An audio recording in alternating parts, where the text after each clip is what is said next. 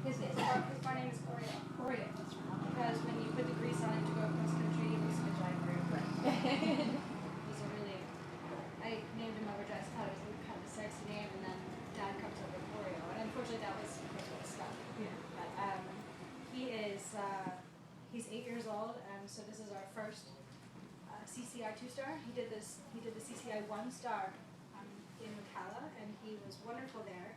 And he actually gave me a very different ride at the 1 star, the CCI 1 star in Ocala, and then this was the first time again I really felt that horse again. And luckily, maybe he's a CCI horse, which would be great news. And he really, I think that Sharon said it very well, you really know whether you have an advanced horse here, the way they go around the 2 star. And for sure, he gave me that feeling today. He was quick, and he actually felt like he was getting faster as the track was going on. He found his rhythm really well, which is a wonderful feature, I would say, of the Bromont cross country, is that it is undulating. It is a fitness test, but the horses can settle into a gallop, and there are a number of places where you can really let them dig in and find that long stride, and so that was really exciting. And he was very bold and very brave, and I thought there was plenty of technical moments out there and plenty of terrain questions, and he got to get onto that a little bit at the Fork and Carolina, but we've been in Ocala for most of the year, so it's nice to see that he handled that well. It's a really exciting horse. And Matt, you went more very solid cross-country horses, and even they, would felt the terrain by the end. And this is her second 3-star. The first was at Fairhill last fall, and there she got tired.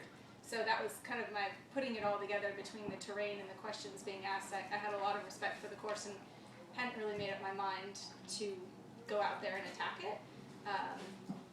But when I got into the warm-up this morning, she was just spot on.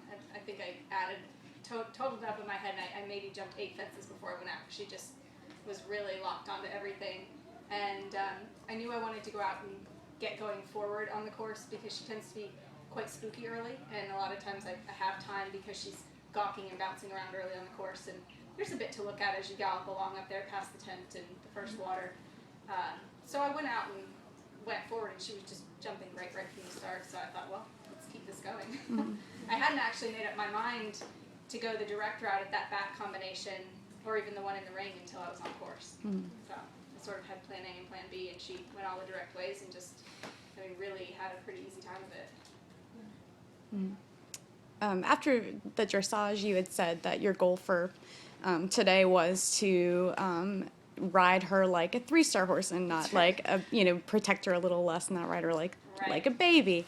Do you feel like you were able to sort of like let her step up to the plate? Absolutely. Mm-hmm. Yeah, I've always sort of had a history of, because I bring my horses along, it's hard for me to cross the line for starting to trust them to do their job, especially at this level. And in the past, because she can be a little spooky and wiggly and just not really holding herself together, I've definitely slowed down more to combinations and things like that. And today I just kept coming to everything. And if the striding wasn't quite perfect, I just sat up and said, "You got this." And she said, "Yeah, of course I do."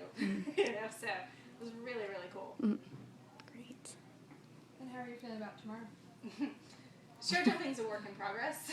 So, I love the result I've had today. And she wants to be a careful horse, but she's still developing. In the show jumping, she gets tense and spooky and just doesn't always jump up around the fences as well as she should.